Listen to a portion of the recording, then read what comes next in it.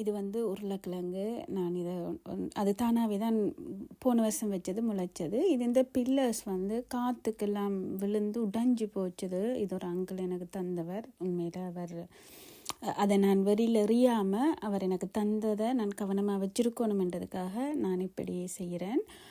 இந்த உருளைக்கிழங்கு இது இந்த இந்த பில்லர்ஸ் வந்து நிறைய இயர்ஸ் நான் உண்மையில் வச்சுருப்பேன்.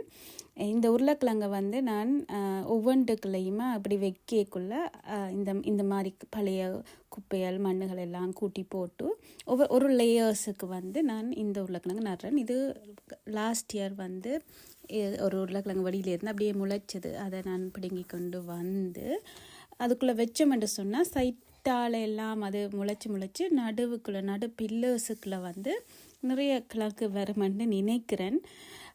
இந்த மாதிரி ஒரு திங்ஸையுமே ஞாபகமாக வச்சுருக்கோம்.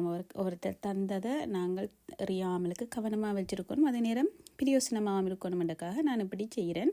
அதுக்கு பிறகு கொஞ்சம் உருளைக்கிழங்கு நான் வச்சு விட்டு நான் வழியில் அதையும் கொண்டாந்து இப்படி வைக்கிறேன். இந்த மாதிரி உண்டி விட்டது அது முளைச்சி வேறு உருளைக்கிழங்கு இங்கே இந்த மாதிரி தான் வைக்கிறேன். சின்ன சின்ன கிழங்குகள் எடுத்து வச்சு அது வீட்டுக்குள்ளே இருந்தாலுமே முளைக்கும் தான். ரெண்டாலும் நான் கொஞ்சம் மண்ணை போட்டு இப்படி வைக்கிறேன்.